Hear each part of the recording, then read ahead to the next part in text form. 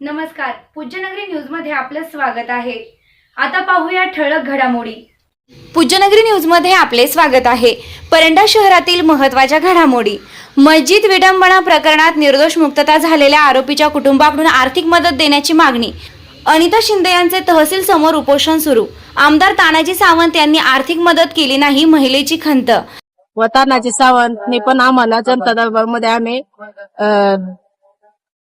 मदत करतो म्हणून त्यांनी बोललेले होते आम्हाला, पण त्यांनी पण आमची काही दखल घेतलेली नाही। आणि तानाजी सावंत साहेबांनी आम्हाला फक्त बंगल्यावर त्यांच्या हेलपाटे घालायला लावले। आता बातमी विस्ताराने। परंडा शहरातील 2010 मधील मस्जिद विटंबना प्रकरणात कोणताही संबंध नसताना आरोपी करण्यात आले। त्यानंतर न्यायालयीन प्रक्रियेत निर्दोष मुक्तता झाली असल्यानं शासनानं आर्थिक मदत करावी या मागणीसाठी भीमा शिंदे यांची पत्नी अनिता शिंदे यांनी बुधवार दिनांक 12 ऑगस्ट रोजीपासून परंडा तहसील कार्यालयासमोर उपोषण सुरू केलं आहे। याबाबत परंडा तहसीलदारांना दिलेल्या निवेदनात अनिता शिंदे यांनी म्हटलं आहे की त्यांचे पती भीमा शिंदे यांचा 2010 मध्ये घडलेल्या मस्जिद विटंबना प्रकरणाशी कोणताही संबंध नसताना त्यांना आरोपी करून गुन्हा दाखल करण्यात आला होता। त्यांना अटक करण्यात आल्यानं विनाकारण कारागृहात राहावे लागले आणि पुढे त्यांची निर्दोष मुक्तता झाली।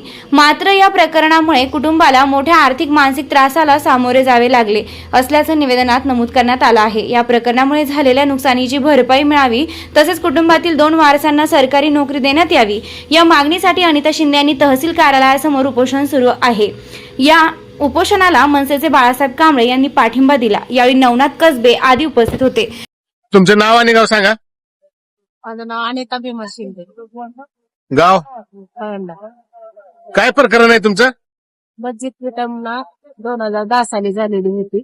त्याच्यामध्ये विनाकारण आम्हाला त्याच्यामध्ये इन्व्हॉल्व केलं होतं। म्हणजे तपासणीसाठी म्हणून, चौकशीसाठी म्हणून नेलं आणि आतमध्येच ठेवलं। 20 दिवस आम्हाला पोलीस कोठडी, लहान लेकरापासून तर पूर्ण फॅमिलीला आतमध्येच बसवलं होतं। त्यांनी पोलिसांनी फक्त विचारपूस म्हणून बोलवलं होतं आम्हाला, झोपेतनं उठून नेलं त्यांनी। बरं, आता काय तुमचं काय मागणी काय तुमची?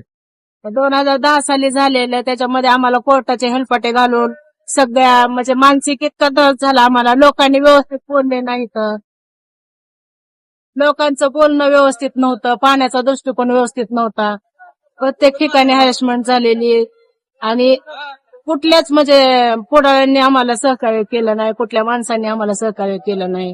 पोलिसांनी तर इतकी हाणमाळ केली आणि एवढं करून सुद्धा आणखीन आम्हालाच वाडीत टाकल्यासारखं टाकलेलं।